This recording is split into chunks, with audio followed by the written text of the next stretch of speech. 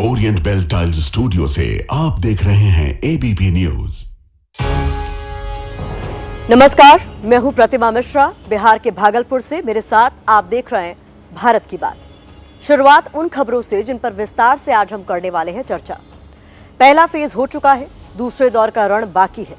Final phase से पहले बुर्का और भूरा बाल की चर्चा क्यों शुरू हुई है, इसका विश्लेषण आज हम करने वाले हैं।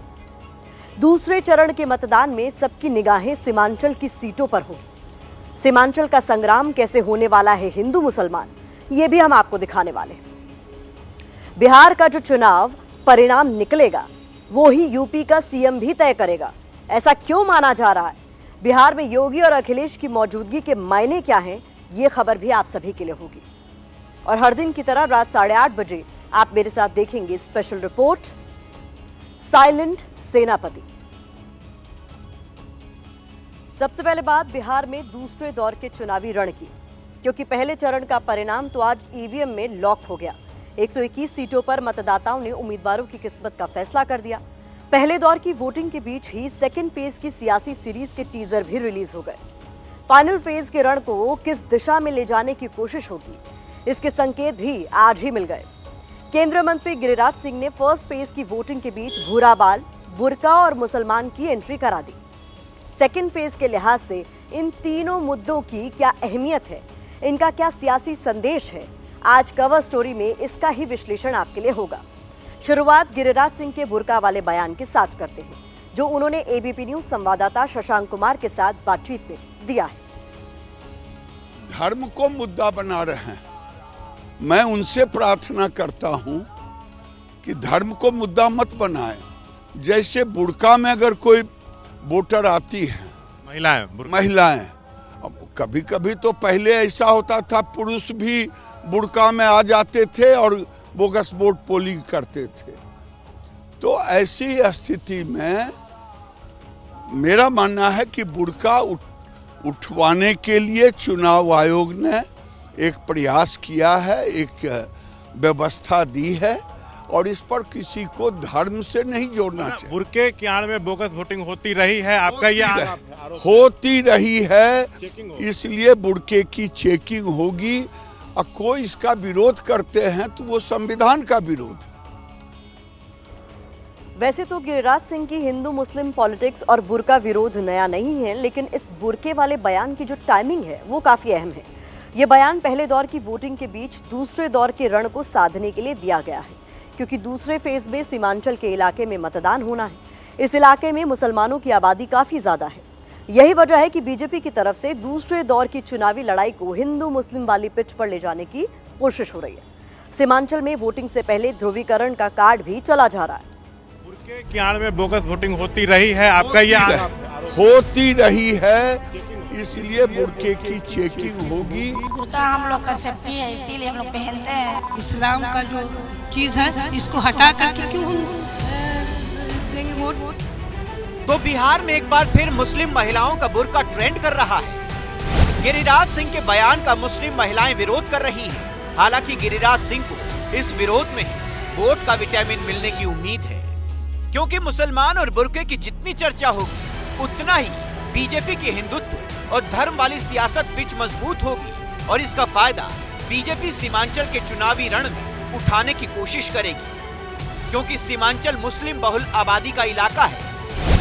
सीमांचल के किशनगंज जिले में मुस्लिम आबादी 68% है, कटिहार में 44%, अररिया में 43% और पूर्णिया में 39% मुसलमान हैं। मुसलमानों को पारंपरिक तौर पर आरजेडी का वोटर माना जाता है। हालांकि बीते चुनाव में ओवैसी की पार्टी ने आरजेडी के मुस्लिम वोटों में सेंध लगाने का काम किया है। सीमांचल के क्षेत्र में विधानसभा की 24 सीटें आती हैं। इसमें बीजेपी के पास 8, जेडीयू के पास 4 और आरजेडी के खाते में 1 सीट है। सीमांचल में कांग्रेस को पिछले चुनाव में 5, एआईएमआईएम को 5 और सीपीआई-एमएल को 1 सीट मिली थी। ये नतीजे बताते हैं कि ओवैसी ने सीमांचल में आरजेडी और कांग्रेस का मुसलमान वोट अपने पाले में किया है। इस बार भी ओवैसी चुनाव मैदान में ताल ठोक रही हैं। सीमांचल में काफी सक्रिय हैं। अरे ओवैसी साहब हिंदू मुस्लिम सबको एक साथ लेके चले हैं हमारा उंगली काट के गिर जाएगा नीचा में, फिर भी हम पतंग छाप को वोट देंगे। इसीलिए शिक्षा के निर्णय पर मोहम्मद मतीउर रहमान IAM प्रत्याशी से पतंग छाप पर। इस बीच बुर्की वाला बयान देने के पीछे गिरिराज सिंह की कोशिश वोटों का ध्रुवीकरण करना है, क्योंकि सीमांचल में आरजेडी, AIMIM और लेफ्ट पार्टियों के बीच मुस्लिम वोटों के बिखराव की संभावना है और इसका नुकसान महागठबंधन को होने की आशंका है। दूसरी तरफ बीजेपी की कोशिश हिंदुत्व और धार्मिक कार्ड के सहारे हिंदू वोटों को एकजुट करने की है। ये और बात है कि बीजेपी की सहयोगी JDU मुस्लिम वोटरों पर डोरे डाल रही है। नीतीश कुमार ने लगभग 10 गुना बजट अल्पसंख्यक कल्याण के बजट को बढ़ाने का काम किया और लगातार मदरसों पर उन्होंने काम किया। जो गिरिराज सिंह जी ने कहा है कि वोट के लिए काम देखना चाहिए। दूसरी तरफ चिराग पासवान गिरिराज के बयान से सहमत नहीं है। मैं ये मानता हूं कि हर धर्म की भावना का सम्मान करते हुए गलत चीज भी नहीं होनी चाहिए, इस बात को भी हम लोग को सुनिश्चित करना है। बोकस वोट तो उनकी आदत है, हिंदू मुस्लिम इस पर हम ज्यादा क्या कहें, लेकिन वे जो बोले वे गलत, अब उनका उठाने। गृह मंत्री बिहार में आकर के कहते हैं कि घुसपैठिया, प्रधानमंत्री आकर के कहते हैं पाकिस्तानी, जबकि चुनाव आयोग ने कहा है कि एक भी बाहर का वोटर नहीं पाया गया SIR में। या तो चुनाव आयोग कह दे कि उसकी प्रक्रिया में गड़बड़ी है, या भाजपा के लोग कह दें कि वो राजनीतिक जुमलेबाजी करते हैं। फिलहाल सीमांचल के चुनावी रण की पिच सेट हो चुकी है। इस पिच पर मुसलमान, बुर्का और घुसपैठिया कार्ड के इर्द गिर्द जुबानी बैटिंग भी शुरू हो चुकी है। पहले दौर के रण में जहां जंगलराज, मंगलराज और कट्टा की गूंज सुनाई दे रही थी, वहीं दूसरे दौर की लड़ाई में मुसलमान, बुर्का और घुसपैठिया चुनावी भाषणों के कीवर्ड्स बन गए, क्योंकि सीमांचल का इलाका नेपाल और बांग्लादेश के बॉर्डर से सटा हुआ है, जहां घुसपैठ एक बड़ा मुद्दा है। अब इसी मुद्दे के सहारे बीजेपी सत्ता की मंजिल तक पहुंचने की कोशिश में जुट गई। यही वजह है कि PM मोदी से लेकर केंद्रीय गृह मंत्री अमित शाह तक सब एक सुर में घुसपैठ के बहाने महागठबंधन को घेर रहे हैं।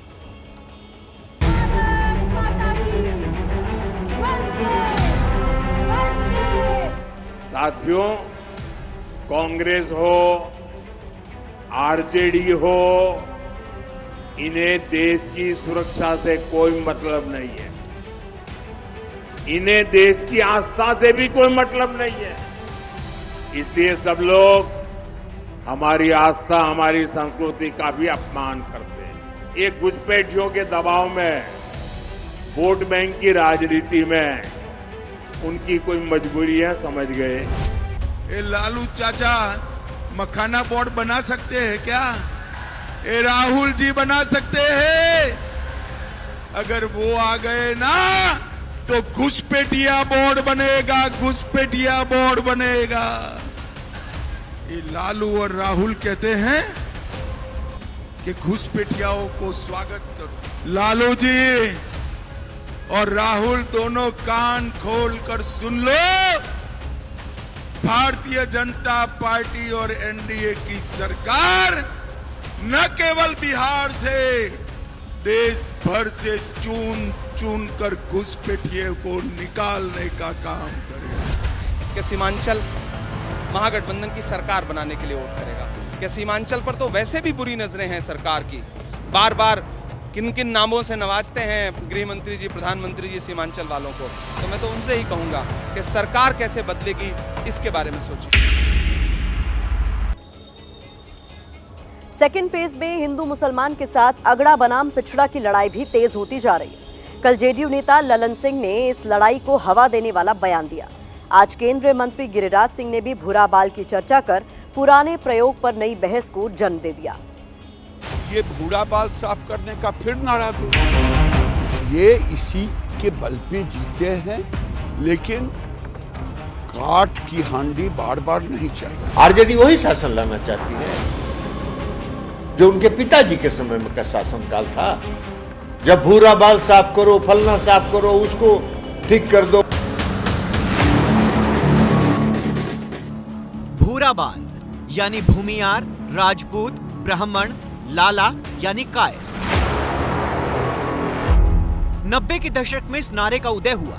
इसके जरिए लालू यादव को सवर्ण विरोधी बताने का नैरेटिव खड़ा किया गया। पिछड़ा को लामबंद करने की कोशिश के तौर पर देखा गया। अब 2025 के रण में भी भूरा बाल पर सियासी भिड़ंत हो रही है। माना जा रहा है कि इसके जरिए सवर्ण वोटों को लामबंद करने की कोशिश हो रही है, क्योंकि मतदान के दूसरे दौर में ऐसी कई सीटें हैं जिन पर सवर्ण वोट अच्छी खासी तादाद में है, जैसे गया, जहानाबाद, नवादा, अरवल। जहानाबाद में भूमियार समुदाय अहम भूमिका में है। इसके अलावा गया में कायस्थ जाति के वोटर निर्णायक हैं। ये बिहार के वो इलाके हैं जहां जातिगत टकराव का पुराना इतिहास रहा है। 1992 में गया में ऊंची जातियों के 34 जमींदारों का नरसंहार हुआ था। अरवल में 1997 में 58 दलित खेतिहर मजदूरों को मार दिया गया। 1998 में जहानाबाद इलाके में 23 दलितों की हत्या की गई। इसके अलावा 1999 में जहानाबाद के ही सेनारी में ऊंची जाति के 35 लोगों को मौत के घाट उतार दिया गया। यानी अगड़ा बनाम पिछड़ा और भूरा बाल वाले नैरेटिव की जड़ें बिहार की सियासत में काफी गहरी रही है। 2025 में एनडीए की तरफ से इसी नैरेटिव के जरिए सवर्ण वोटों को साधने की कोशिश हो रही है। आरजेडी, कांग्रेस और जो गठबंधन की पार्टियां हैं उनमें सेंधमारी की है। किस हद तक की है ये इसका पूरा डेटा तभी मिल जाएगा जब परिणाम आएगा, लेकिन सेंधमारी हुई है। साफ है कि एक तरफ भूरा बाल की बात पर एनडीए जाति की पिच पर ऊंची जाति के उम्मीदवारों को साधने की कोशिश कर रहा है। दूसरी तरफ मुसलमान और बुर्के वाला बयान देकर हिंदुत्व वाली धार्मिक राजनीति को भी धार दी जा रही है। दूसरी खबर का रुख करते हैं। क्या बिहार का चुनाव यूपी के लिए लिटमस टेस्ट साबित हो सकता है? क्या बिहार का परिणाम तय करेगा कि 2027 में यूपी का सीएम कौन बनेगा? क्योंकि चुनाव बिहार में हो रहा है, लेकिन लगता है कि रिहर्सल 2027 के लिए हो रही है। बिहार के रण में योगी और अखिलेश एक दूसरे पर ऐसे हमलावर हैं जैसे 2027 वाले तरकश के तीर तैयार कर रहे हैं। दूसरे चरण के लिए आज योगी आदित्यनाथ ने पश्चिमी चंपारण की बेतिया और बगहा में रैली की। योगी आदित्यनाथ ने सीतामढ़ी में भी रैली कर एनडीए प्रत्याशियों के लिए वोट जुटाए। उधर अखिलेश यादव ने पूर्वी चंपारण के मोतिहारी में आरजेडी उम्मीदवार देवा गुप्ता के लिए प्रचार किया। सीएम योगी की रैलियां बिहार के उन इलाकों में हुई जो यूपी के बॉर्डर से सटे हुए हैं। पहले चरण में भी योगी को ज्यादातर उन सीटों पर उतारा गया जो यूपी की सीमा के नजदीक थी। फर्स्ट फेज में अखिलेश यादव की रैलियां भी इसी को फोकस में रखकर प्लान की गई थी। ऐसे में सवाल ये उठता है कि क्या बिहार से यूपी के लिए सियासी बिसात बिछाई जा रही है? क्या बिहार में जीत हार का यूपी के चुनाव पर असर होगा? क्या बिहार से यूपी को जनता के लिए मैसेज दिया जा रहा है? ये सवाल इसलिए उठ रहे हैं क्योंकि सीएम योगी आदित्यनाथ यूपी से लेकर बिहार तक हिंदुत्व वाली पिच को ही आगे बढ़ा रहे हैं। दूसरी तरफ अखिलेश यादव मुसलमान वोटों से आगे जाकर पीडीए और सोशल इंजीनियरिंग वाले फॉर्मूला को जमीन पर उतारने की कोशिश करते नजर आ रहे हैं। यूपी ने हराया, अब बिहार हराएगा। टप्पू अच्छा देख नहीं सकता। एक रंगी आ रहे हैं आज मोतिहारी में, एक रंगी।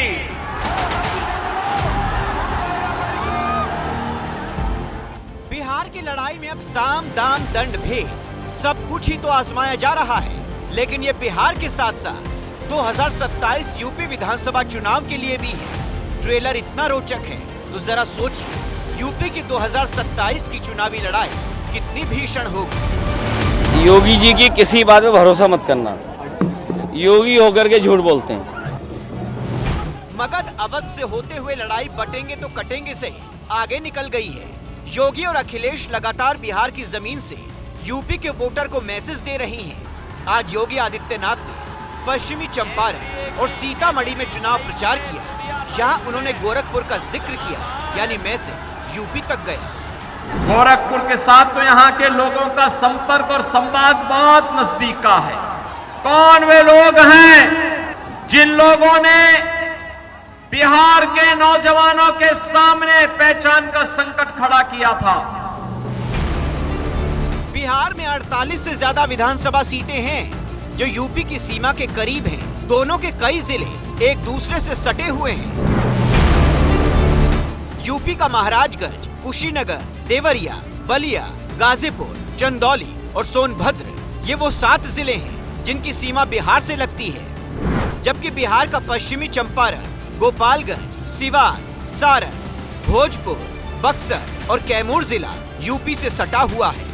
यूपी से सटे बिहार के इन जिलों में चुनावी हार जीत बहुत बड़ा मैसेज देगी, इसलिए योगी और अखिलेश खुद जोर लगा रहे हैं कि इस बार भारतीय जनता पार्टी के लोग बिहार से बाहर होने जा रहे हैं। एक रंगी आ रहे हैं आज मोतिहारी में, एक रंगी। गूगल करके देखोगे, आपको खुद गूगल बता देगा कि एक रंगी का दूसरा नाम क्या है। बिहार की पिच पर हो रही यूपी चुनाव की तैयारी को आप इसी से समझ लीजिए कि यूपी के डिप्टी सीएम केशव प्रसाद मौर्य बिहार में बीजेपी के चुनाव सह प्रभारी हैं। यूपी के मंत्री स्वतंत्र देव सिंह बिहार में प्रचार कर रहे हैं। यूपी के दर्जन भर सांसद, विधायक और मंत्री को अलग अलग सीटों का जिम्मा मिला हुआ है। इसी तरह समाजवादी पार्टी की तरफ से अखिलेश ने मोर्चा संभाल रखा है। समाजवादी पार्टी के विधायक और सांसद भी बिहार में चुनाव प्रचार कर रहे हैं। पप्पू सच बोल नहीं सकता, टप्पू अच्छा देख नहीं सकता, अप्पू सच सुन नहीं सकता। इन लोगों को एनडीए सरकार के द्वारा किए गए विकास दिखाई नहीं दे रहे। ये बीजेपी वाले अवध में भी हारे हैं और मगध में भी हारेंगे। ये चुनाव नौकरी बनाम भारतीय जनता पार्टी होने जा रहा है। बिहार चुनाव में योगी की रैलियों में बुलडोजर दिखा है, लेकिन यहाँ तस्वीर थोड़ी सी बदल गई। पीला बुलडोजर पीले पीले फूल बरसा रहा है, वो भी बिहार में चुनाव प्रचार कर रही है समाजवादी पार्टी की सांसद इकरा हसन पर। अपना फायदा देख रहे हैं, हमें इस मुल्क का, सभी लोगों का फायदा देख रहे हैं। जीत और हार तो जनता तय करेगी, लेकिन राजनीतिक विशेषज्ञ भी मानते हैं कि खेल बड़ा है। बिहार की बात यूपी तक जरूर जा रही होगी।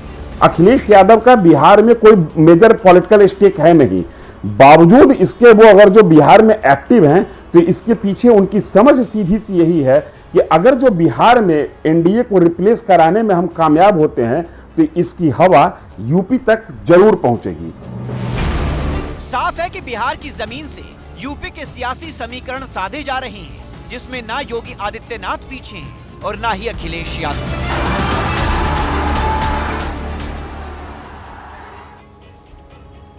यूपी से सटे बिहार के 7 जिलों में कुल 48 सीटें हैं।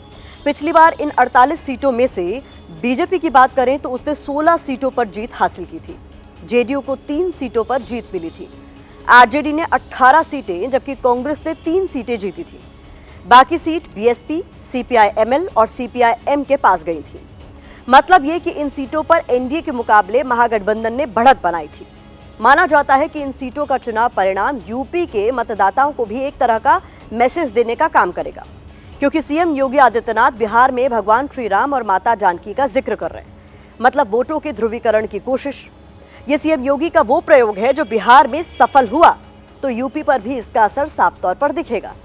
दूसरी तरफ अखिलेश यादव बीजेपी के धर्म वाले दांव को जाति वाले कार्ड से काटने की कोशिश कर रहे हैं। योगी की कोशिश बिहार में वोटरों को जाति के नाम पर बंटने से रोकने की है और धर्म के नाम पर एकजुट करने की।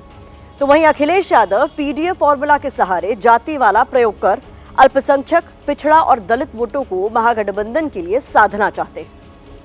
योगी आदित्यनाथ बीजेपी के स्टार प्रचारक हैं। योगी की रैलियों में काफी भीड़ भी जुट रही है। अगर बिहार में एनडीए को जीत मिलती है तो इसका क्रेडिट योगी के खाते में भी जरूर जाएगा। दूसरी तरफ अगर महागठबंधन बाजी मारने में सफल रहा तो इसका फायदा 2027 में अखिलेश यादव को मिल सकता है, जिनकी रैलियों में जबरदस्त उत्साह देखने को मिल रहा है। यही वजह है कि यूपी के दोनों चेहरे बिहार की धरती पर ताल ठोक रहे हैं। इसके समय में बिहार पिछड़ता गया, आरजेडी के समय में ये जंगल राज में बदल गया। यूपी में तो बोरी में चोरी हो रही है, खाद की में। डीजल पेट्रोल कहां पहुंच गया बताओ आप लोग। पार्ले जी बिस्किट पैकेट भी इन लोगों ने छोटा कर दिया। बिहार में भी भाजपा और साथी जीतेंगे और उत्तर प्रदेश में भी भाजपा और साथी ही जीतेंगे। बिहार विधानसभा चुनाव के परिणाम का असर उत्तर प्रदेश में होने वाले विधानसभा चुनाव पर निश्चित रूप से पड़ेगा। उत्तर प्रदेश से भी बीजेपी सरकार की विदाई होगी। को लेकर के कितने आश्वस्त हैं उसामा को? जी जी बिल्कुल ऊपर वाले पे भरोसा है 100%। भारतीय जनता पार्टी समाज के अंदर में नफरत की राजनीति करती है। उत्तर प्रदेश में नफरत की कोई जगह नहीं है।